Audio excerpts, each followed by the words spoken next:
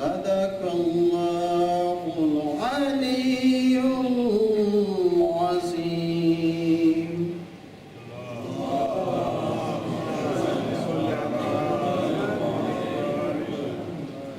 شروع کرتا ہوں اللہ تعالیٰ کے نام سے جو بڑا مہربان نہایت رحم والا ہے۔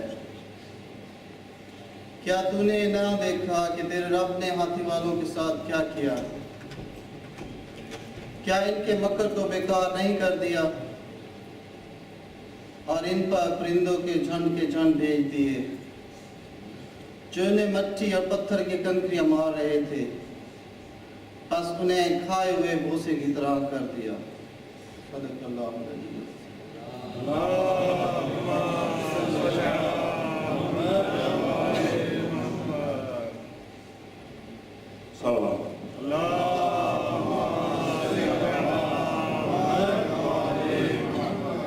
چمن چمن میں، نگر نگر میں، کلی کلی میں علی کی باتیں۔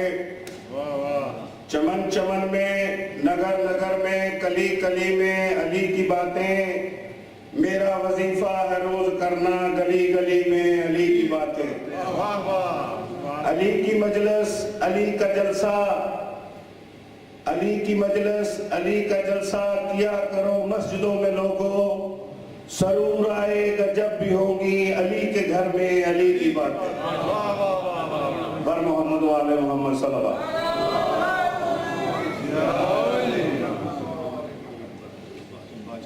بر محمد والے محمد صلی اللہ علیہ وسلم۔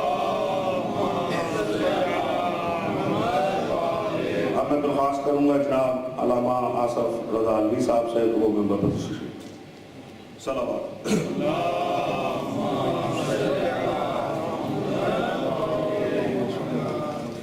برائے مہربانی تھوڑا تھوڑا پلیز آگے آ جائیں، ان برادران جو وہ پیچھے دیوار کے ساتھ ہیں تھوڑا تھوڑا آ گیا۔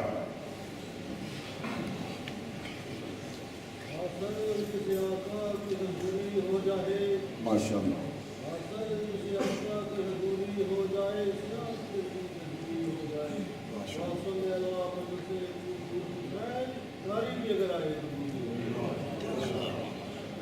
دعا برائے حجت دعا۔ بسم اللہ الرحمن الرحیم۔ اللہم کن ولیک الحجت السلام صلوات علیہ وعلی آلہ من ساعت اللیل والنہار ولی وحافظ وقائدا وناصرا سبیلا وإن حتى تذكره والزکاة وعمرة وعافية طويلة یا رب محمد وآل محمد صلی علی محمد وآل محمد وعجل فرج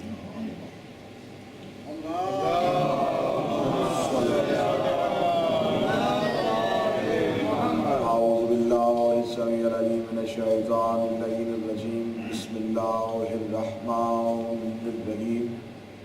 الحمد للہ رب العالمین۔ اللہم ایک نعبد و ایک نستعین۔ الصلاة والسلام والتحیۃ والاکرام علی سید اصل فی الوجود صاحب دائرۃ الوجود و صاحب المقام المحمود، ثم الصلاة والسلام علی شفیع ذنوبنا و طبیب قلوبنا ابی القاسم محمد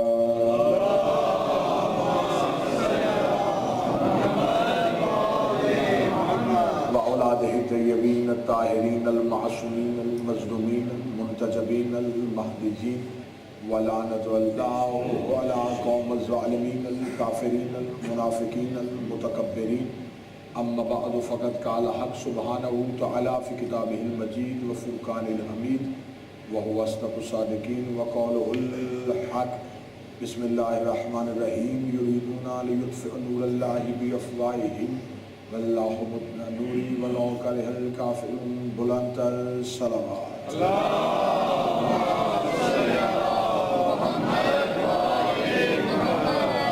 محبان نبی و اہل بیت نبی، غداران رسول و اہل بیت رسول، میرے انتہائی قابل احترام عزاداران امام مظلوم کربلا، دعا ہے کہ آل محمد کا عظیم خالق ہماری اس عظیم ترین عبادت کو اپنی بارگاہ میں شرف قبولیت عطا فرمائے۔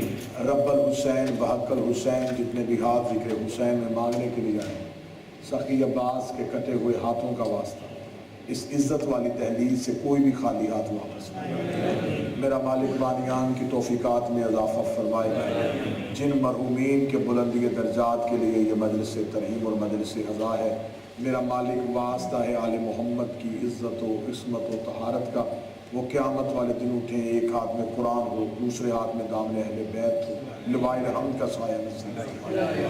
میرا مالک مرنے سے پہلے ہمیں توبہ کی توفیق عطا فرمائے، ہر شیعہ کو زائر حسین بنائے، مولا کا ظہور نصیب فرمائے، انتظار نصیب فرمائے، دیدار نصیب فرمائے، نصرت نصیب فرمائے۔ تمام دعاؤں کی قبولیت کے لیے درود سارے صحابان مل کے بابا سے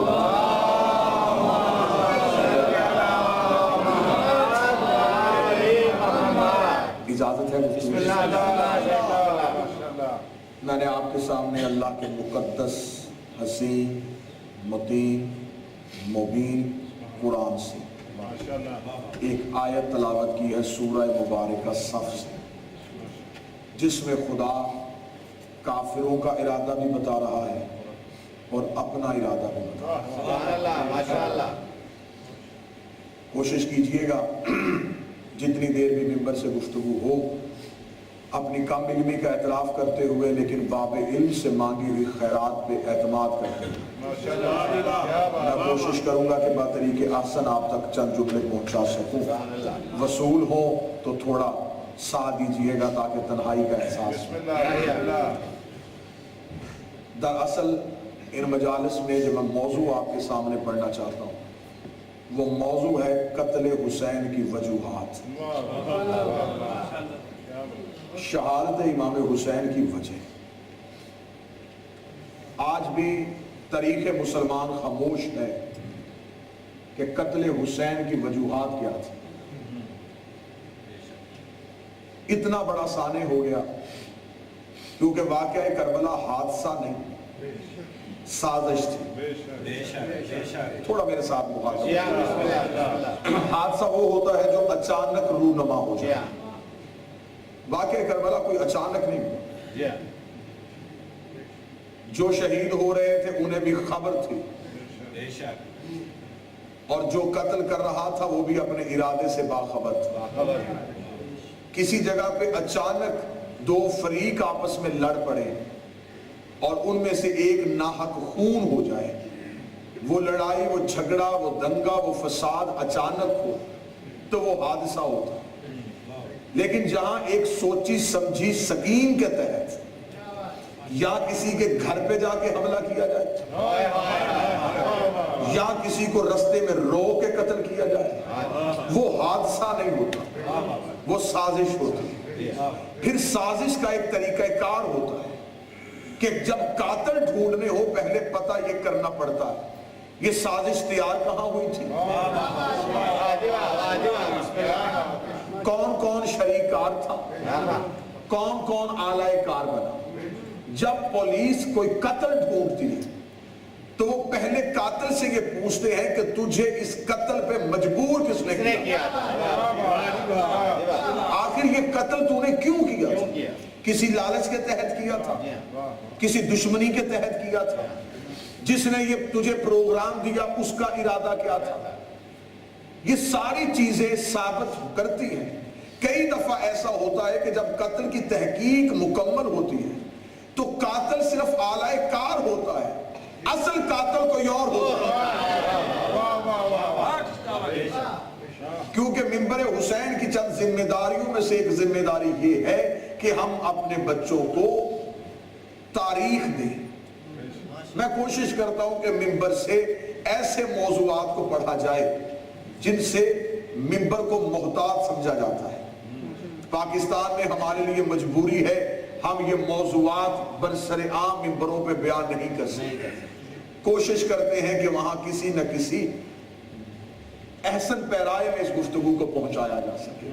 اگر یہاں پہ آئے ہیں تو میں کوشش کروں گا کہ آپ کی نسلوں کو، بزرگوں سے میری مجال ہی نہیں لیکن نوجوان نسل کو چند تاریخ کے اہم پیغامات دینا چاہتا ہوں۔ ہمیں یہ دیکھنا ہے کہ آخر یہ قتل، اس کی وجہ کیا تھی، آلہ کار کیا تھا، سازش کیا تھی۔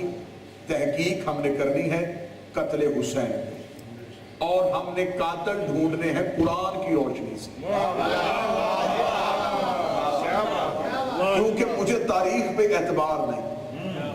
تاریخ کا مورخ کسی دور میں کچھ لکھتا ہے، اگلے دور میں کچھ اور لکھ دیتا ہے۔ جب مورخ قاتل کے اختیار میں ہوتا ہے تو وہ قلم اس کے اختیار میں دے دیتا ہے، لہٰذا ہمیں مورخ کے قلم پہ اعتبار نہیں کرنا، ہمیں قرآن کے لہجے پہ اعتبار کرنا ہے۔ سورہ مبارکہ صف میں خدا نے اس قتل کا بہت پہلے ذکر کر دیا تھا۔ خدا نے سورہ مبارکہ صف میں کہا کہ ارادہ کر لیا ہے کچھ لوگوں نے کہ وہ اللہ کے نور کو اپنی منہ کی پھونکوں سے بجھائیں گے۔ کوشش کیجیے گا تھوڑا زبان سے بولیے گا۔ کچھ لوگوں نے ارادہ کیا۔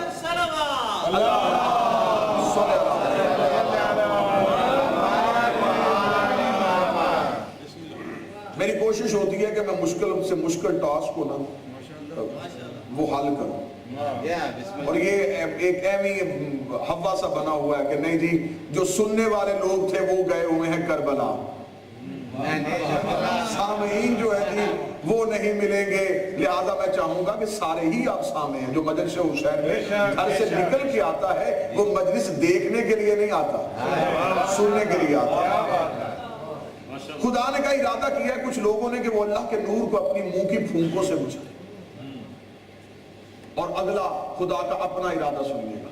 خدا کہتا ہے لیکن خدا اپنے نور کو پورا کر کے چھوڑے گا، چاہے یہ بات کافروں کو بری ہی کیوں نہ لگے۔ اس کا مطلب کہ جو نور بجھانا چاہتے ہیں خدا نے کہا وہ اللہ کے نور کو بجھانا چاہتے ہیں، وہ اللہ کے منکر نہیں، نور کے منکر، وہ اللہ کو مانتے ہیں، وہ نور کو نہیں مانتے۔ انہیں پتا ہے کہ خدا تو نظر نہیں آتا، یہ نور نظر آ رہا، اس نور کو چھپائیں گے، دراصل نور پہ حملہ توحید پہ حملہ ہوگا۔ اور یہ طریقہ کار ہے کہ جب کہیں سے اندھیرے کو بھگانا ہو تو وہاں روشنی لائی جاتی ہے، روشنی چاہے چھوٹی بھی کیوں نہ ہو وہ اندھیرے کو بھگا دیتی ہے۔ جہاں پر ہدایت کا چراغ چلے وہاں پر ظلمت کا اندھیرا نہیں ہو سکتا، اس لیے انہوں نے کوشش کی کہ وہ اس نور ہدایت کو بجھائیں۔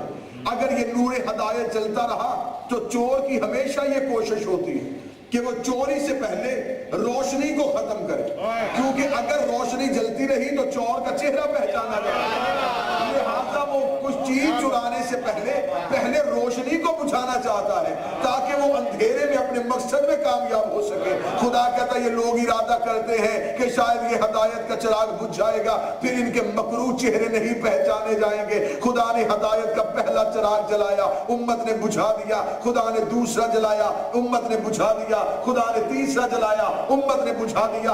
11 چراغ ہدایت کے امت کے سامنے جلاتا رہا خدا، اور یہ بجھاتے رہے۔ خدا نے کہا تم اس قابل ہی نہیں ہو کہ ہدایت کا چراغ تمہارے درمیان رہے۔ خدا نے 12ویں چراغ ہدایت کو فانوس توحید کے اندر جلا دیا۔ اب وہاں تک پہنچ نہیں سکتے تھے، زہر دے نہیں سکتے تھے، تلوار چلا نہیں سکتے تھے، تیر پھینک نہیں سکتے تھے، اب زمین پہ بیٹھ کے کہنا شروع کر دیا وہ ہے ہی نہیں، اس نے آنا ہی نہیں ہے، وہ ہوتا ہی نہیں ہے۔ اسی لیے تو میر مونس نے کہا تھا فانوس بن کے جس کی حفاظت ہوا کرے وہ شمع کیا بجھے جسے روشن خدا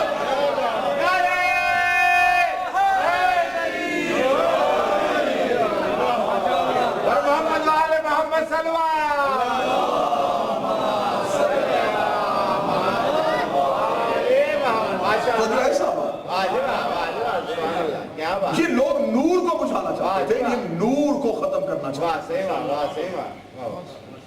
کہیں بھی کوئی قتل ہو تو 3 سوال فطرت ذہن میں ابھارتی، کون مارا گیا، کس نے مارا، کیوں مارا۔ ہمارا طریقے مسلمان کے ہر مورخ سے سوال ہے، ہمیں یہ بتایا جائے کہ کوئی چھوٹا موٹا قتل نہیں ہوا، کوئی عام شخصیت قتل نہیں، جس نبی کا کلمہ پڑھا جا رہا تھا اسی کا نواسا، اور نبی کو دنیا سے گئے ہوئے ابھی 50 سال بھی نہیں گزرے، اور 61 ہجری میں اسی رسول کا نواسا کربلا کے جنگل میں اسی نبی کی امت کے ہاتھوں، اور 10 دن کربلا میں رکنے کی وجہ کیا تھی؟ امام حسین مدینہ میں رہتے تو شاید قتل امام حسن کی طرح چھپ جاتا، قاتل بے نقاب نہ ہو سکتی، ہتھیلی جیسے میدان میں امام حسین آ گئے اور دشمن کو للکار کے دے آئے۔ آج یہ کہہ دیا گیا نہیں، وہ تو یزید نے بیعت کا مطالبہ کیا تھا اور امام حسین نے انکار کر دیا تھا، لہٰذا اس وجہ سے امام حسین معاذ اللہ شہید ہو گئے، مطالبہ بیعت کا تھا، انہوں نے وقت کے حکومت کی بیعت نہیں کی تو اس لیے قتل حسین ہو گیا۔ ہمارا ہر ایک، میرا ایک شیعہ قوم کا ایک فرد ہونے کی حیثیت سے ہر ذمہ دار اسکالر سے یہ سوال ہے، ہمیں پہلے اس بات کا جواب دیا جائے، یہ کام جو یزید نے کیا تھا کہ وہ وقت کے امام سے بیعت مانگ رہا تھا، ہمیں یہ بتایا جائے یہ کام پہلے یزید نے ہی کیا تھا یا اس سے پہلے بھی ہوا تھا؟ آخر یزید میں اتنا حوصلہ کہاں سے آ گیا کہ وہ رسول کے بیٹے سے بیعت مانگ رہا ہے؟ یہ غیر معصوم جو معصوم سے بیعت مانگ رہا ہے، یہ نعرہ کبھی پہلے بھی بلند ہوا تھا، یہ بات کبھی پہلے بھی ہوئی تھی، اور کیا کہنے تاریخ میں وہ جملہ آج بھی تاریخ کے ماتھے میں جھومر بن کے چمک رہا ہے، جب دربار ولید میں کہا گیا تھا کہ حسین یزید آپ سے بیعت مانگتا ہے، امام حسین نے ایک جملہ کہا، امام حسین نے کچھ نہیں کہا کہ میں اس شرط پہ بیعت نہیں کروں گا، اس شرط پہ بیعت نہیں کروں گا، ایک ہی طریق ساتھ جملہ کہہ گیا، صاحب نہج البلاغہ کا بیٹا فرمایا وہ مجھ سے بیعت مانگتا ہے، اسے صرف اتنا لکھ کے بھیج دے، انا حسین ابن علی، انا حسین ابن علی، میں علی کا بیٹا ہوں۔ حسین نے اپنا کردار بھی بتا دیا اور باپ کی تہمت بھی دھو دی کہ جب میرا باپ اس جیسے کی نہیں کرتا میں اس جیسے کی کیسے کرتا۔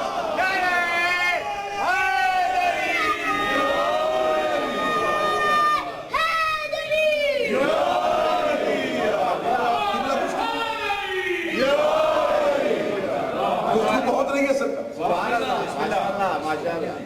پہلے یہ بتایا جائے کہ یہ جو بیعت مانگی جا رہی ہے یہ جو معصوم سے بیعت مانگی جا رہی ہے، کیا یہ اس سے پہلے بھی مانگی گئی؟ تو ہمیں تاریخ نے بتایا کہ ہاں اس سے پہلے بھی مانگی جا چکی۔ اس کا مطلب ہے کہ یہ حوصلہ کہیں اور سے آیا۔ ہمیں قتل حسین کی تھوڑی شہادت حسین کی گہرائی میں جانا، میں بار بار لفظ قتل اس لیے کہہ رہا ہوں، معذرت کے ساتھ معاف کیجئے گا، تاکہ تاریخ میں اس شہادت کو یہ کہا جا رہا ہے کہ یہ تو اللہ کے پیارے بندوں کا وعدہ تھا، امام حسین نے وعدہ کیا تھا اور وہ شہادت نوش کر گئے، اور قاتل کو چھپایا جا رہا ہے۔ جو پیشہ ور قاتل خاندان ہوتے ہیں ان کا ایک طریقہ کار ہوتا ہے، جب وہ قتل کر دیتے ہیں تو وہ ایک مجرم پیش کر دیتے ہیں، باقی بچا لیتے ہیں،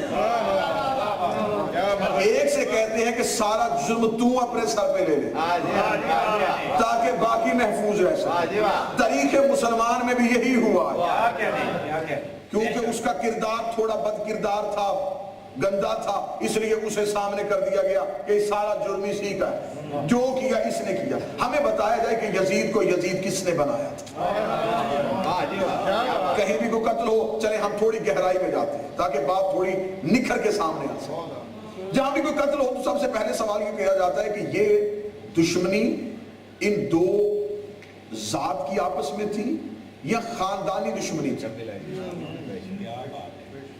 ہم نے کرنی ہے ایک بالکل کوئی غیر متعصب بن کے ہم نے منصف مزاجی کے ساتھ رسول کے بیٹے کی شہادت میں تحقیق کرنی۔ پہلے یہ پتہ کریں کہ امام حسین علیہ السلام اور یزید کی یہ دشمنی ذاتی تھی یا پرانی تھی؟ پرانی دشمنی کے لیے ہمیں جانا پڑے گا۔ حسین کی آباء و اجداد کہاں سے تھے اور یزید کی آباء و اجداد کہاں سے تھے؟ قتل حسین کی تحقیق بڑی آسان ہو گئی۔ تاریخ نے ہمیں بتایا کہ حسین کی آباء و اجداد بھی مکہ کے تھے، یزید کی آباء و اجداد بھی مکہ کے تھے۔ ہمیں تاریخ کی زینے طے کر کے ہوئے مکہ پہنچ کے یہ دیکھنا ہے کہ ان دو خاندانوں میں پہلے تعلقات کیسے تھے۔ اگر پہلے تعلقات بہتر تھے اور یہاں پہ آگے جنگ ہوئی، اس کا مطلب لڑائی ذاتی ہے۔ अगर ये पुराना तजाद चला आ रहा है, कोई दुश्मनी की वजह कोई पुरानी है, खानदानी है, अब इजाजत देते हैं थोड़ा मक्का चलते हैं। मक्का जाके हमने पूछा कि हमें बताया जाए कि इमाम हुसैन और यजीद के आबा अजदाद यहाँ रहते थे, तो तारीख ने हमें बताया कि यहाँ पर हुसैन का दादा भी रहता था और यजीद का दादा भी रहता था। भाई नाम क्या थे? उन्होंने कहा हुसैन के दादे का नाम अबू तालिब था, यजीद के दादा का नाम अबू सुफियान था। हमने पूछा ताल्लुकात कैसे थे? आखिर अगर इतना बड़ा मिशन हम लेके चले हैं, तहकीक करनी है तो बड़ी बारीक बीनी से होगी ना, एक एक चीज को देखा जाएगा ताकि हम किसी के सामने गैर जवाब ना हो सके। इमाम हुसैन के दादा की, और आपको मौजू दिलचस्पी है, इमाम हुसैन के दादा के और यजीद के दादा के ताल्लुकात कैसे? हमें तारीख ने बताया कि बदकिस्मती से ताल्लुकात बेहतर नहीं थे। हमने कहा वजह क्या थी दुश्मनी की? कोई जमीन का झगड़ा था, कोई लड़ाई किसी प्रॉपर्टी की वजह से थी, कोई इक़्तिदार की वजह से थी। तारीख के माथे पे शर्मिंदगी का पसीना आ गया,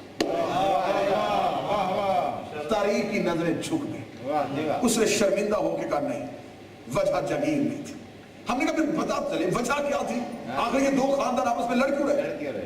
उन्होंने तारीख ने हमें बताया कि असल में बताई थी कि वहां पर एक शख्सियत थी जिसका नाम था अब्दुल्ला, उसके हाथ था एक बेटा।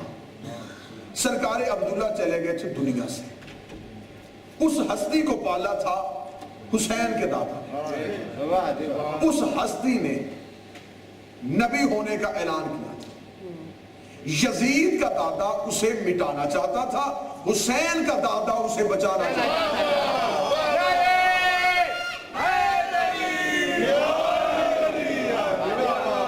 बड़े प्यारे तरीके से हम सफर तय कर रहे हैं और बड़े अच्छे तरीके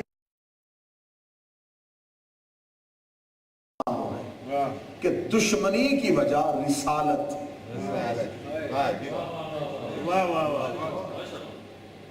अब हमने देखना है, अच्छा दुश्मनी की वजह रिसालत थी? तारीख ने कहा हाँ, क्योंकि ये जो अबू तालिब थे ये पाल रहे थे और अबू सुफियान जो है वो खत्म करना चाहता था। हमने तारीख में कहा इतना बड़ा काम कर रहे थे हुसैन के दादा, तारीख थर थर कांपने लगी। जब तालिब इल्म का हाथ तारीख के गिरेबान पे आया, उसने तारीख के सामने हाथ जोड़ के तारीख से भीख नहीं मांगी, उसने तारीख के गिरेबान पे हाथ रख दिया कि आज हमें पूरी दुनिया दहशतगर्द कह रही है, तू हमें बता दो सही कि तेरे अंदर कोई इस्लाम के नाम पे दहशतगर्द तो नहीं छुपे हुए, जिनके किरदार की वजह से आज हम मुजरम बने हुए हैं।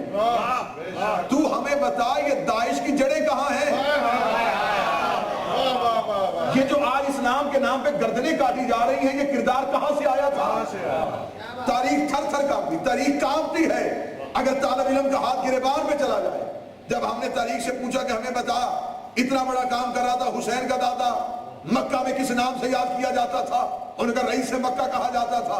हमने तारीख के अगले सवाल किए तो तारीख को मौत के लिए जगह नहीं मिल रही थी कि उसी हस्ती को तारीख में काफिर लिखा जा रहा था और जो कत्ल करना चाह रही थी उसे रजी अल्लाह लिखा जा रहा था। हमें वहीं से पता चल गया कि तारीख के इस्लाम और काफिर होने का मियार क्या है। तो आज हमें ये बात कहने पे कोई शर्म नहीं है। अगर आज आप हमें काफिर साबित करना चाहते हो तो जैसे अबू तालिब काफिर थे वैसे हम काफिर हैं, जैसे अबू सुफियान मुसलमान था वैसे ही तुम मुसलमान।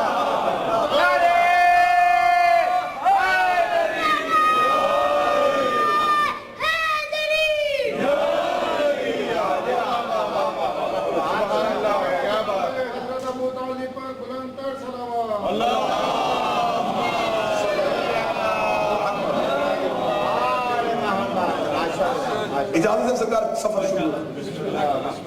हमें पता चला कि अबू तालिब जो है वो इन्हें बचाना चाहते थे। हमने पूछा कि सरकार हजरत इमरान इनका कलमा पढ़ते थे? तारीख ने कहा कि ये हमें समझ नहीं आई कब पढ़ा था, लेकिन ये है कि छोड़ा नहीं था। जब हमने तारीख से पूछा तो अरहजुल मुतालिब, वहां से मुझे एक रवायत मिल गई जहां से मुझे हजरत इमरान के अकीदे का पता चल गया। जिस किताब का मैंने नाम लिया वो शिया की किताब, अहले सुन्नत भाइयों की किताब। उसमें एक वाकया लिखा हुआ था। उसमें उन्होंने लिखा, तवज्जो सामान देते थे, उसमें उन्होंने एक वाकया लिखा कि हुआ ये था कि एक दफा मक्का में कहत पड़ गया था, खुश्क साली हो गई थी, बारिश नहीं आ रही थी। मक्का के लोग अपने अपने बुतों के आगे झुक गए, सजदा रेस हो गए और बारिश की भीख मांग रहे थे। ये बारिश की भीख मांग रहे थे और बारिश नहीं हो रही थी। आखिर मक्का के बड़े बड़े जो सरदार थे, इन्होंने मिलकर ये तय किया कि एक इज्तिमाई यौम दुआ का एहतमाम करें।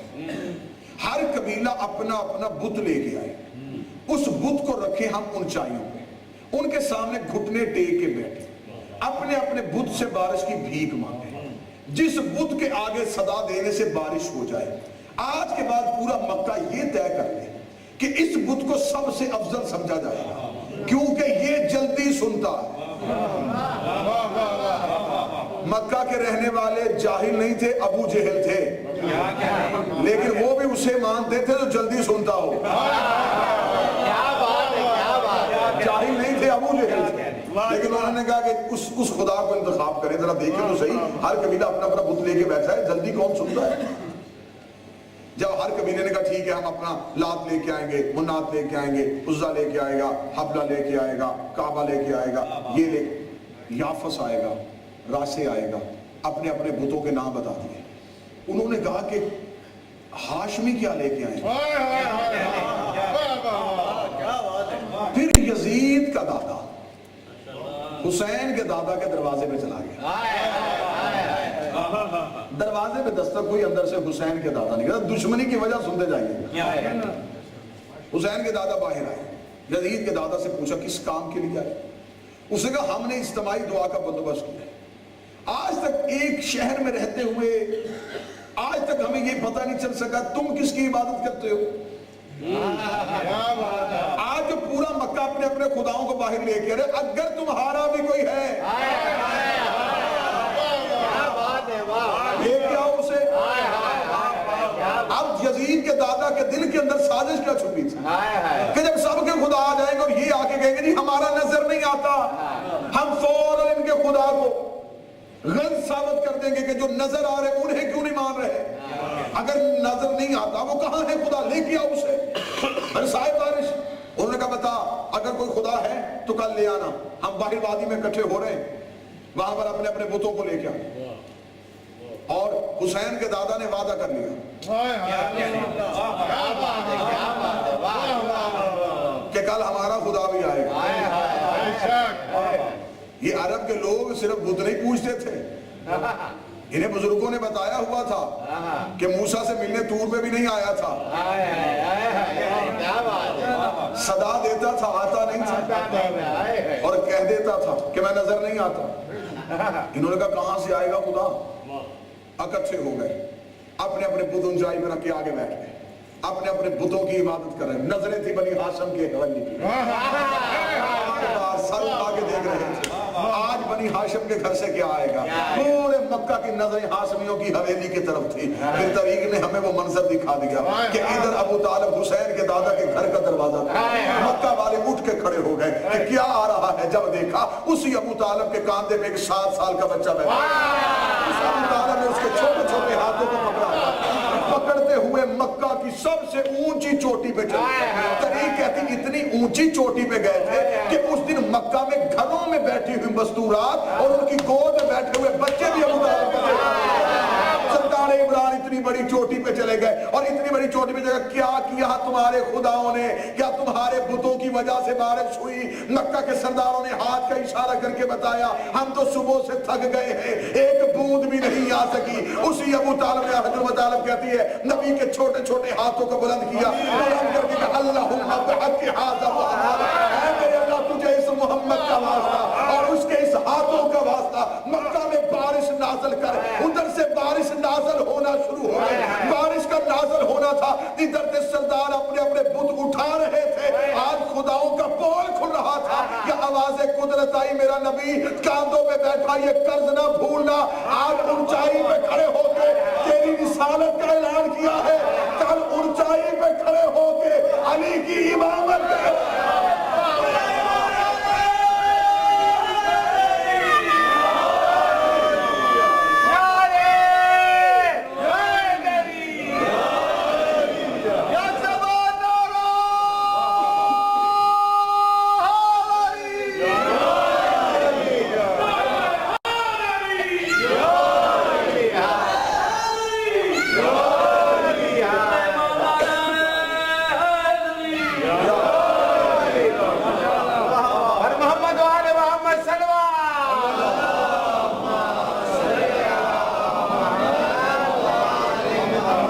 वजूहात समझ में आ रही, दुश्मनी की वजह समझ में आ रही, सुभान अल्लाह, सुभान दुश्मनी की वजह, क्या बात है, वाह वाह, जियो जियो साईं, सुभान हिफाजत रिसालत। सुभान, क्या बात है। इतने वाकयात हैं, इतने वाकयात हैं कि 5 मदरसे थोड़ी हैं अगर सिर्फ तारीख में से वाकयात को निकाला जाए कि कितनी बार यजीद का दादा हुसैन के दादा को रोकने के लिए आया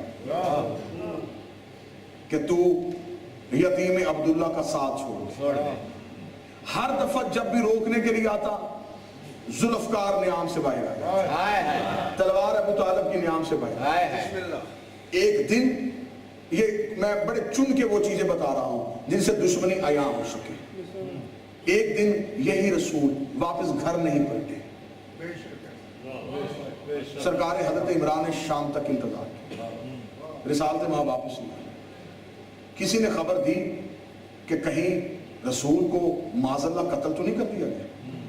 सरकार इमरान ने अपना एक संदूक खोला, उसमें से चमकते हुए खंजर और तलवारें निकाली, अपने बाएतमाद नौकरों को बुलाया, उन्हें कहा ये अपनी अपनी अबाओं के नीचे छुपा। तारीख कहती है कि उस दिन हजरत अबू तालिब इस जलाल में मक्का की गलियों से गुजर रहे थे कि हजरत अबू तालिब की अबा मक्का की गलियों में खत कर रही थी। या मक्का के सरदार यजीद के दादा की क़यादत में दीवार काबा के साथ तकिए लगा के बैठे, हजरत इमरान को यूं तेजी से गुजरते हुए देखा, क्या लगे आज खैर हो। आज अबू तालिब बड़ी तेजी से गुजरे, बड़े जलाल में गुजरे। या हजरत अबू तालिब के वही नौकर उन सरदारों के पीछे आके खड़े हो। सरदारों की हालत खुश्क हो गई कि वो गुजर गया, इन्हें छोड़ गया, ये हो क्या रहा है। थोड़ी देर के बाद चोटी के पीछे से दोबारा हजरत अबू तालिब आए, गोद में यूं उठाया हुआ है पैगंबर को। जब करीब आए हैं तो उस वक्त 40 सरदार उठे, उठ के कहा अबू तालिब आज तो बड़ी तेजी के साथ गए, क्या खबर थी। या हजरत अबू तालिब ने अपने नौकरों से कहा अपनी अबाएं हटाओ, वो चीज दिखाओ जो तुमने अपनी अबाओं के नीचे छुपाई हुई। चाहिए तो ये था जब मिल गए थे इरादे को वही रोक दिया जाता, जाहिर न किया जाता ताकि दुश्मनी ना फैलती। हजरत इमरान ने कहा अपनी अबाएं हटाओ, अबाएं हटाई गई, चमकती हुई तलवारों और खंजरों पे 40 सरदारों की नजर पड़ी। कहने लगे क्या अबू तालिब तू हमारे कत्ल का मंसूबा बना के निकला था। तो मैं कत्ल का मंसूबा बना के नहीं, तुम्हें खाना काबा की दीवार के पास आज ये समझा के जा रहा हो जब तक मेरे भतीजे मोहम्मद को अमान है तब तक तुम्हें अमान। अगर मैंने अपने नौकरों को यह समझा के खड़ा किया था कि अगर मैं चोटी के पीछे से अकेला निकलूं तो मेरे यहां आने का इंतजार नहीं करना, मुझे अपने यहां पहुंचने से पहले इन सरदारों के सर तन से जुदा चाहिए। दुश्मनी फैल रही थी हिफाजत रिसालत की वजह से। मुझे वाकयात सुना के वक्त नहीं गुजारना, मुझे हकीकत की तरफ बढ़ना। या यही अबू तालिब दुनिया से विसाल कर गए। विसाल करने की देर थी कि यजीद के दादा ने फिर दोबारा कत्ल रसूल को तकवीयत बख्शी। अब आसान हो जाएगा, अब बचाने वाला नहीं रहा। लेकिन उसने कहा था मैं अपने नूर को पूरा करके छोड़ूंगा। ये चाहते हैं बुझाएं, मैं पूरा करके छोड़ूंगा। फिर यजीद के दादा के सामने वो मंजर भी आ गया کہ اسی ابو طالب کا بیٹا ابو طالب ان کے سامنے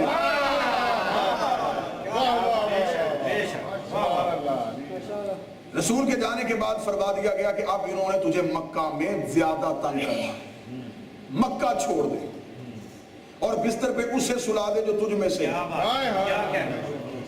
آج اب آہستہ آہستہ کلمہ پھیل رہا تھا، دشمنی ابو طالب اور خاندان ابو طالب کی بڑھ رہی تھی، توہین مانی جا رہی تھی، دشمنی پھیل رہی تھی، رسالت مانی جا رہی تھی، دشمنی حضرت ابو طالب کی پھیل رہی تھی۔ انہوں نے یہ سوچا کہ آج دیکھتے ہیں رسول دنیا سے چلا جائے گا، بعد میں یہ سارا سسٹم، یہ سارا نظام ہمارے ہاتھ میں، لیکن انہیں شب ہجرت جانشینی رسول کے انتخاب کے فیصلے کی خبر ہو گئی۔ میں جملہ دوبارہ دہرا دیتا ہوں، ان مکے کے کافروں کو ہجرت کی رات پتہ چل گیا تھا کہ نبی کے بعد وارث کون ہے۔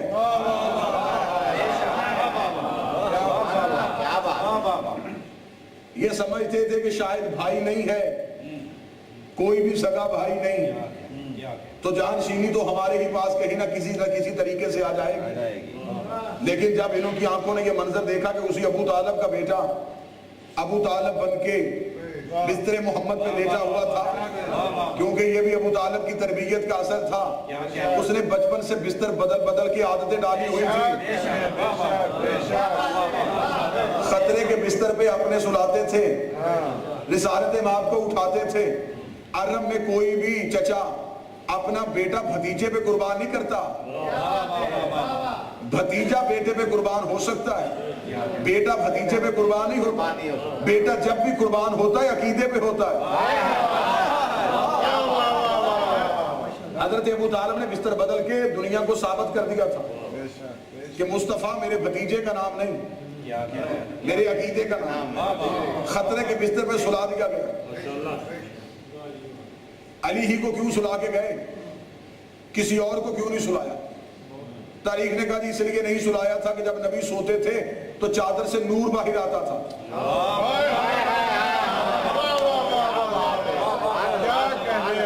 آج وہ چاہیے، یہ تو صحیح بخاری میں جناب عائشہ صدیقہ کی روایت بھی ہے نا کہ رات کی طریقی میں میرے حجرے میں اگر سوئی بھی گم ہو جاتی دن میں تو میں رات کا انتظار کرتی، سوئی دن میں گم ہوتی تھی، انتظار رات کا کیا جاتا تھا کہ جب سرکار رسالت ماں میرے حجرے میں تشریف لائیں گے تو ان کے چہرے کے نور سے دن کی گم ہوئی سوئی رات کو ڈھونڈ لوں گی۔ ان کی اس روایت سے پتہ چل گیا کہ رات وہ نور رسالت ظاہر ہے جس میں رسالت سے نور نکلتا تھا، ہجرت رات کو ہوئی تھی۔ آج وہ چاہیے تھا جو سوئے اور نور نکلے، چادر سے نور چھن چھن کے باہر آئے۔ اگر نور ہی کی مجبوری تھی تو پھر ایک اور فیصلہ بھی کیا جا سکتا تھا، پھر تو جبریل کو بھی سلایا جا سکتا تھا، وہ بھی نوری مخلوق ہے، اس کے جسم سے بھی نور آنا تھا، حملہ بھی نہیں ہونا تھا، اثر بھی تلوار کا نہیں ہونا تھا، لیکن مجبوری یہ تھی کہ بستر تھا رسول کا، جبریل تھے خادم، اور نوکر کی ضرورت نہیں کہ سردار کی جگہ میں بیٹھے۔ مجھے نہیں سمجھ آتی کہ ان علماء کرام سے کون پوچھے گا جو ایک رات کے لیے اپنے بستر پہ جبریل جیسا نوری نوکر نہیں بٹھاتا، وہ اپنے بعد اپنے مسند پہ کسی امتی کو کہتا ہے۔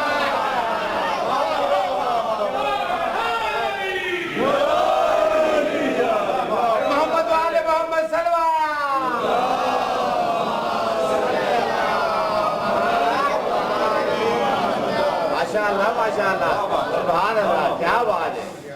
علی کو نہیں، اچھا یا رسول اللہ، مولا علی کو مسجد پہ سنا اور یہ بھی کہہ کے گئے تھے کہ امانتیں واپس کر کے میرے پیچھے آ گئے، اور مولا اس رات سوئے۔ اپنے مولا علی کی امیر المومنین کی زندگی اٹھا کے دیکھو، پوری سیرت میں رسول کے سامنے کیوں، کیا، کیسے نہیں، کیوں یا رسول اللہ، کیسے یا رسول اللہ، کیا یا رسول اللہ، یہ ہے جو کہہ دیا وہ اطاعت۔ वो अली पे वाजिब। वो वाकया तो शोहराफ आ के जब एक औरत रसूल की मुखबरी का खत अपने बालों में छुपा के जा रही, रसूल एक बंदे का इसके पास खत है, वो खत लेके आया। उसने जाके कहा बीबी तेरे पास खत है? उसने कहा मुझे तेरी शुजाअत की कसम मेरे पास कोई नहीं। माशाल्लाह आप सारे वीआईपी लोग बैठे हैं, लेकिन ये बात की तो तारीफ करेंगे कि अगर ऐसे बंदे की कसम खाई जाए जो शुजा ना हो तो वो तो जल्दी कबूल करेगा। उसने वापस आके कहा, उसने कहा या रसूलल्लाह खत नहीं, ये तारीख है। दूसरे का तू खत लेके, उसने कहा बीबी तेरे पास कोई खत है? उसने कहा मुझे तेरी जवानी की कसम मेरे पास खत कोई नहीं। वो भी वापस आ, बेटा बैठ जाओ। तो या रसूलल्लाह वो खत ही नहीं है, वो औरत कसमें दे रही है। ये है यकीन की मंजर। ऐना ऐना अली इब्न अबी तालिब, कहाँ है अबू तालिब का बेटा? लब्बैक या रसूलल्लाह। या इस औरत के पास खत है, खत लेके आए। यूं मौला उठ के गए उस औरत के सामने, तलवार को नियाम से निकाला, बायां हाथ उसकी जान बढ़ा दिया। बदबख्त औरत, वो खत यहां रख जिसकी खबर मुझे मुखबर सादिक ने दी।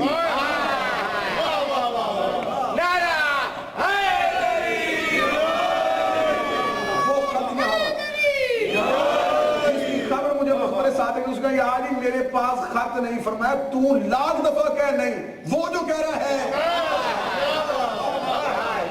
और अगला जुमला मौला अली का तारीख के माथे पे लिखा, मौला ने फरमाया मैंने कलमा तेरा नहीं पढ़ा, वो कह रहा तेरे पास खत है। या अली सो जाइए और सुबह अमानते वापस करके मुतमैन होकर सो। सुबह को नौकर ने पूछा या अली रात नींद कैसे? फरमाया जितने इत्मीनान से आज सोया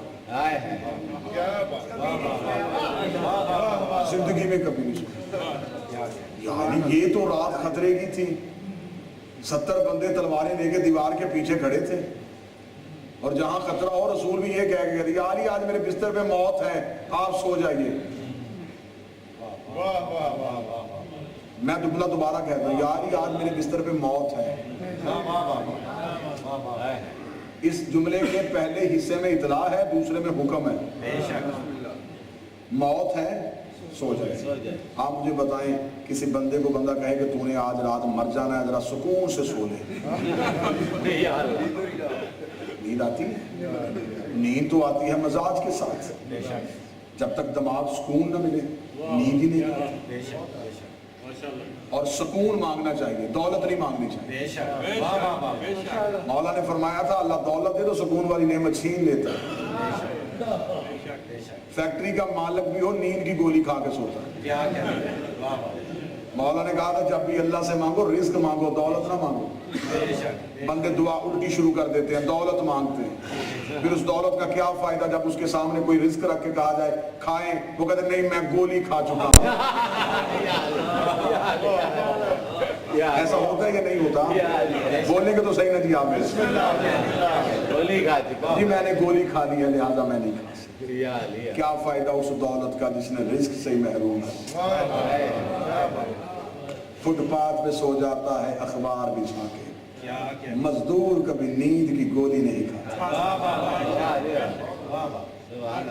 रिस्क मांगना चाहिए, दौलत नहीं मांगनी चाहिए।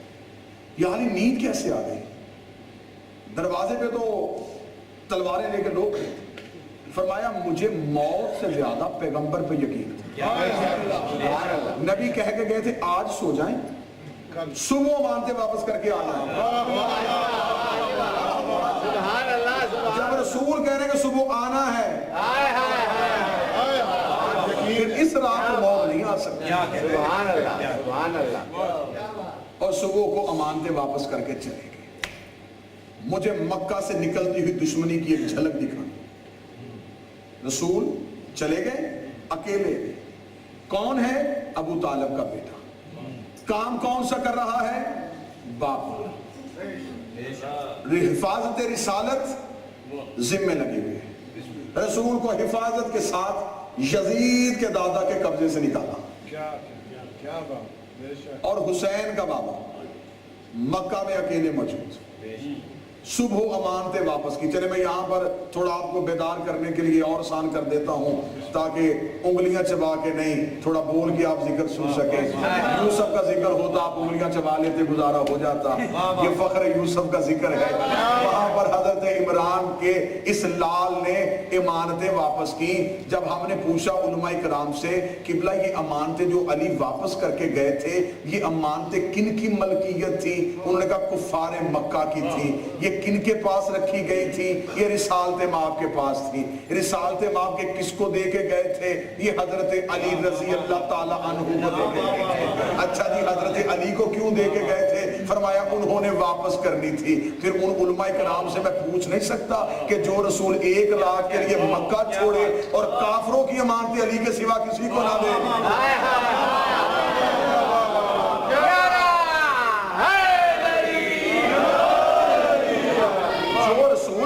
چھوڑتے ہوئے کافروں کی امانتیں علی کے سوا کسی کو نہیں دیتے. وہ دنیا چھوڑتے ہوئے اللہ کی خلافت جیسی امانت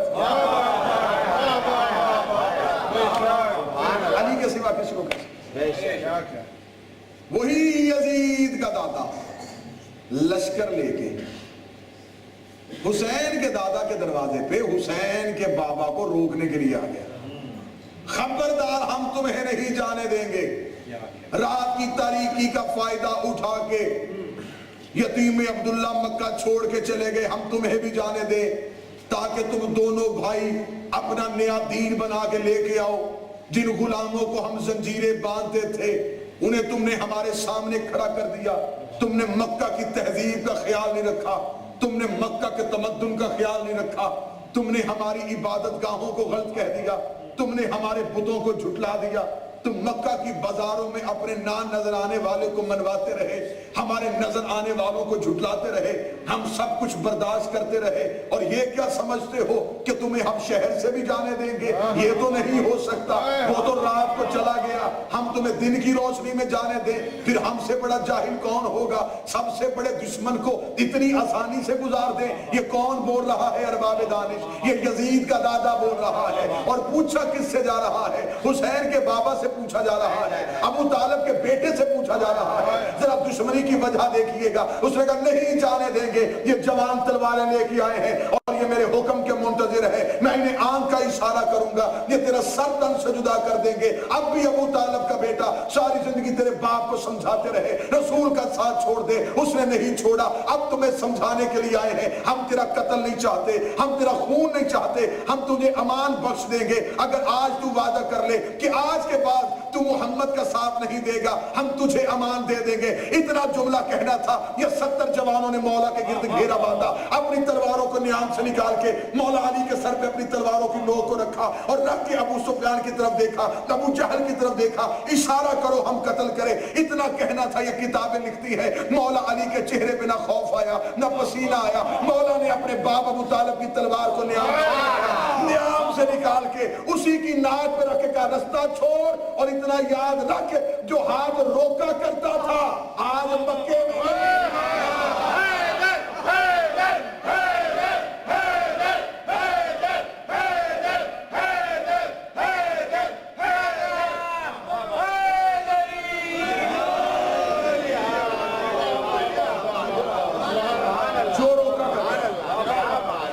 جو روکا کرتا آج وہ مکہ میں نہیں. اب یہ جو اسی کے شہر میں اسی کو للکارا جا رہا ہے, یہ دشمنی تھی اور وجہ تھی تحفظ رسالت.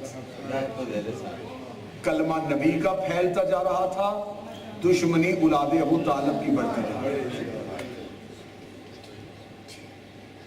اسی گفتگو کو لے کے کل آگے بڑھیں گے کہ قتل حسین میں ان دشمنیوں نے کیا کیا کردار ادا کیا. اگر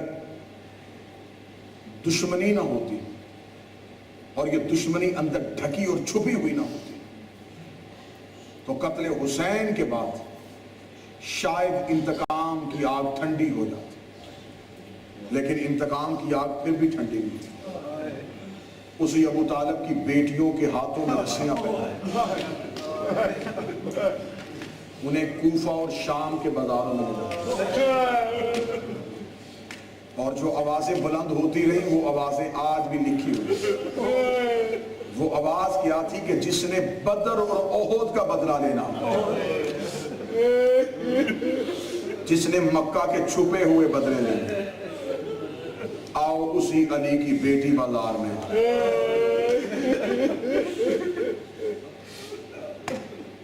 مسلمانوں، آج نام نہاد مسلمانوں کو غیرت انسانیت کا خیال اس لیے نہیں، آج ماؤں کی گود سے بچے اٹھا کے اس لیے قتل کیے جاتے ہیں کہ جب تم نے رسول کی بیٹیوں کا حیا نہیں کیا تو تم امت کی بیٹیوں کا حیا کیسے کرتے؟ دشمنی ابو طالب سے تھی، بدلہ انہوں نے علی کی بیٹی سے لیا۔ چہلم کے سلسلے کی مجالس ہیں، واقعہ کربلا سے ہمیں آگے بڑھنا ہے۔ 10 دن محرم کی آپ کربلا سن سکے، ایک ایک شہید کی شہادت آپ نے سن لی۔ کربلا کے بعد حسین کی 2 اولادیں دین بچانے کے لیے گھر سے نکل رہی ہیں۔ ایک حسین کا بیٹا ہے، ایک مظلوم کربلا کی بیٹی ہے۔ بیٹے کا نام سجاد ہے، بیٹی کا نام سکینہ ہے۔ ایک جملہ کہوں گا جو مصیبت ادب سے سننے کے عادی ہیں، شاید اسی جملے پہ ان کی آنکھوں کا پرسہ تمام ہو جائے۔ ایک بیٹی تھی، ایک بیٹا تھا۔ اب جملہ مجھے سادات معاف کر کے سنیے گا، بیٹے اور بیٹی کا مقدر یہ تھا، جو مرنا چاہتا تھا وہ زندہ رہا، جو جینا چاہتی تھی وہ شام میں مر گئی۔ میں جملہ پھر پلٹا کے ادا کر دیتا ہوں، کچھ آنکھیں بغیر وضو کے رہ گئی، میں پھر جملہ بولتا، جو مرنا چاہتا تھا، جو ہر موڑ پہ کہتا تھا دعا کر تیرے سجاد تو موت آ جائے، وہ زندہ رہا۔ اور جو زندان میں زانوں پہ سر رکھ کے پوچھتی تھی پرندے تو گھروں کو واپس جاتے ہیں، ہم کبھی مدینے نہیں جائیں گے، کیونکہ سیدہ کی شہادت گزری ہے۔ مجھے 2 جملے شہدادی کی غربت کے پڑھنے، محرم کے بعد کے مضمون پڑھنے ہیں شہادت کے، تو ایک جملہ سید الساجدین کا پڑھوں گا، ایک جملہ اس حسین کی مظلومہ اور معصومہ بیٹی کا پڑھوں گا۔ یہ حسین کی وہ بیٹی ہے جو مصائب کی نہج البلاغہ ہے، جس کی عمر تھوڑی ہے، مصیبتیں زیادہ ہیں۔ ایک مجلس میں اس کی مصیبتیں کیا پڑھی جائیں، پورا عشرہ نہیں، سال پورا صرف جناب سکینہ ہی کے مصائب پڑھے جائیں۔ حسین کی اس بیٹی پہ کتنی مصیبت، جو مرنا چاہتا تھا وہ زندہ۔ ایک جملہ اگلا کہہ دیتا ہوں، عباس سے بڑے بہادر کا نام سجاد ہے۔ پھر جملہ کہتا ہوں، سرکار وفا سے بڑے بہادر کا نام سجاد ہے۔ جملہ میں نے خطابت میں نہیں کیا، میں دلیل دیتا ہوں۔ اگر بازار شام میں عباس کو جانا پڑتا تو شاید پہلے ہی موڑ پہ عباس مر جاتا۔ یہ تو طاقت امامت تھی جو ہر موڑ پہ سجاد زندہ رہے۔ یہ تو امامت کی طاقت تھی جس نے سجاد کو لرزنے نہیں دیا۔ قسمت دیکھنا وقت کے امام کی، بابے کے بعد جب دستار امامت سر پہ آئی ہے تو دستار امامت کے لیے جس محفل کا بندوبست ہونا تھا، مجھے سیدو معاف کر دینا، حسین کے بعد جب دستار امامت رکھی گئی تو خیموں کو آگ لگی ہوئی تھی اور سجاد کے سر پہ دستار امامت آ رہی تھی، اور شریعت کا پہلا مسئلہ چوتھے امام سے جو پوچھا جا رہا تھا، امامت منتقل ہو رہی تھی، اور شریعت کا پہلا مسئلہ جو پوچھا جا رہا تھا، اسی مسئلے پہ مسئلے پہ رونا۔ پہلا مسئلہ وقت کے امام سے کیا پوچھا گیا؟ ماں سامنے کھڑی ہو کے ننگے سر پوچھ رہی تھی، بتائیے کہ جل کے مرنا ہے یا باہر نکل؟ آنسو آپ کے اختیار میں نہیں، ہائے آپ کے اختیار میں۔ آنسو نہ نکلے ہائے ضرور کہیے گا، مصیبت میں گری یا اجر ہے، ثواب ہے۔ یہ اسی سجاد کو غیرت اللہ بھی کہا جاتا ہے۔ یہ وہ مولا حسین کے فرزند ہیں کہ ایک دن مولا حسین مسجد نبوی سے واپس آئے، سید الساجدین دروازے پہ بیٹھ کے رو رہے. مولا حسین نے پوچھا سجاد دروازے پہ بیٹھ کے کیوں رو رہے؟ فرمایا بابا میں گھر کے اندر جا رہا تھا, میری ماں وضو کر رہی تھی, میں باہر. سجاد وضو ماں کر رہی تھی, آپ باہر کیوں آئے؟ بابا ماں وضو کر رہی تھی اور عورت وضو کے بعد مسے کے لیے سر سے تھوڑی سی چادر ہٹا دی. اللہ جانے کس خیال میں بیٹھے ہو. سجاد نے کہا میں گوارا نہیں کرتا تھا میری نظر میری ماں کے بالوں پہ چلی جائے, جو بستے مدینے میں ماں کی چادر ہٹی ہوئی برداشت نہیں کرتا. اللہ جانے وہ وقت کون سا ہوگا جب جناب زینب ہلا کے کہہ رہی تھی سجاد آنکھیں کھول میرے سر پہ چادر نہیں. یقیناً میری مائیں بہنیں بیٹیاں سن رہی ہیں, ذرا پردے کی اہمیت کو دیکھنا. اگر کنیز سیدہ ہو تو اس میسج کو ضرور لے کے جانا, یہ پیغام زینب ضرور لے کے جانا. بی بی رو کے کہتی سجاد آنکھیں کھول, آگ قریب آ رہی ہے, سجاد تیرا بستر جل رہا ہے, سجاد مجھے بتا جل کے مرنا ہے یا باہر نکلنا ہے؟ فرمایا اماں جان بچانی ہے کیونکہ نانے کا دین بچانا ہے, اماں باہر نکلنا ہوگا. بی بی رو کے کہتی بند آنکھوں کے ساتھ جواب نہ دے, آنکھیں کھول کے دیکھ میری چادر کوئی نہیں ہے. فرمایا اماں اللہ نے عورت کو لمبے بال اس لیے دیے ہیں اگر وقت مصیبت آئے تو بالوں سے چہرہ چھپا لے. سیدہ زینب تڑپی ہے, بی بی رو کے کہتی سجاد میرا چہرہ تو بال چھپا لیں گے, مجھے بتا میرے بال کیسے چھپیں گے؟ نے جب یہ جملہ کہا ادھر غیرت کا مالک زمین میں بیٹھا کربلا کی ریت اٹھائی ماں کے سر پہ ڈالی, فرمایا کھا کے شفا کا برقع بنائیے اور خیمہ چھوڑ دیجئے. ایک ایک بی بی آتی رہی, سجاد کھا کے شفا کا برقع پہناتے. سب سے آخر میں آئی ہے حسین کے سینے کا طویز بیٹی, چھوٹے چھوٹے ہاتھ سجاد کے سامنے جوڑے, رو کے کہنے لگی کھا کے شفا بعد میں دینا, پہلے میری مجبوری سن لے. ان کے بال بڑے تھے, انہوں نے چہرہ چھپا لیا, میرے بال چھوٹے ہیں, مجھ سے چہرہ نہیں چھپنا. فرمایا سکینہ ہاتھوں کے ساتھ چہرہ چھپا کے باہر نکل جائیے. ادھر شہزادی نے چہرے پہ ہاتھ رکھے, یا بی بی مقتل میں دوڑی مجھے معاف کر دینا. ادھر سے گھوڑے سوار آ گیا, بی بی دیکھ کہتی مجھے بتا تو نے کہیں میرا بابا دیکھا ہے؟ اس نے کہا من انت, تو بیٹی کس کی ہے؟ فرمایا انا سکینہ بنت الحسین, میں حسین کی بیٹی ہوں. اب میں جملہ پڑھوں گا نہیں اشارہ کروں گا. یہ کمینہ گھوڑے سے اترا, شاید اس کے ہاتھ کا وزن زیادہ تھا, سیدانی ریت میں گر گئی, رو کے کہنے کی بابا بھی میرا مارا گیا, بابا بھی میرا مارا گیا. تو آجے بھی میں کہا چلا ہوا کرتا, اترے ہوئے دل, کانوں میں خون, سر پہ کربلا کی ریت, لاشوں میں ڈھونڈ کے رہی تھی. بابا تیری سکینہ تجھے ملنے آئی, بول میرا کربلا کا مظلوم, بابا تیری بیٹی تجھے ملنے کے لیے آئی. یا اب ایک جملہ سن لو سید الساجدین کی عزت. ہر موڑ پہ خون کے آنسو, اور جب واپس آئے ہیں چہلم پہ کربلا, جب مولا سجاد قیدی گزار کے کربلا میں پہنچے ہیں, مولا حسین کا یہ فرزند سیدھے گئے ہیں قبر عباس پہ. آخری جملہ پڑھنے لگا ہوں. قبر عباس پہ 12 سیدزادیاں بیٹھ گئیں, 7 سید الساجدین بیٹھ گئے. سادات مجھے معاف کر دینا اور نرم دل مومنین سے معافی مانگ کے میں جملہ پڑھوں گا. 12 سیدزادیاں لے کے مولا سجاد قبر ابوالفضل عباس پہ کھڑے ہوئے. فرمایا چچا عباس 64 لے کے گیا تھا, 12 لے کے واپس آیا ہو. 64 لے کے گیا تھا, 12 لے کے واپس آیا ہوں. صرف اتنا بتانے کے لیے آیا ہوں, بازو کٹا کے فرات میں سونا آسان ہے, اکبر سینے پہ برچی کھا کے کربلا کی ریت پہ سو جانا آسان ہے. قاسم لاش ٹانپوں کے نیچے پمال کروا کے بابے کے پہلو میں سونا آسان ہے. اور قبر حسین کی طرف منہ کر کے کہا بابا حسین سجدے میں گردن کٹوانی آسان ہے, ذرا سجاد کے قتل سنو. میں ہر موڑ میں شہید ہوا ہوں, میں شرابیوں کے دربار میں گیا ہوں, میں بدماشوں کے مجمع سے گزرا ہوں. یہ کہہ کے جناب سجاد نے جناب ابوالفضل عباس کی قبر کو ہلایا. لوگ کہ چچا عباس ایک بار باہر نکلیے, ان 12 سیدزادیوں میں سے میں زینب کون ہے؟ میں نسل بچا کے آ گیا.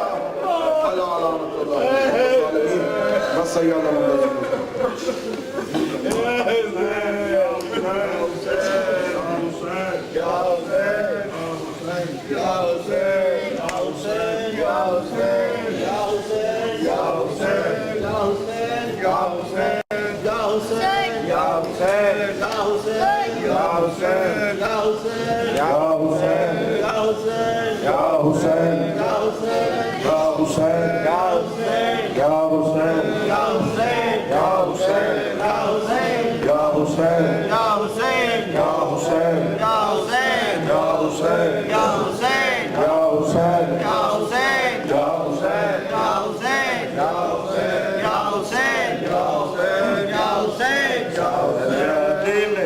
مشکل ہے شام دا سفر سجاد نہیں ہے مشکل ہے شام دا سفر سجاد نہیں ہے مشکل ہے شام دا سفر سجاد نہیں ہے مشکل ہے شام دا سفر سجاد نہیں ہے مشکل ہے شام دا سفر سجاد نہیں ہے مشکل اکبر میرا قاتل اکبر میرا قاتل آبد دا ہم سفر سجاد نہیں ہے مشکل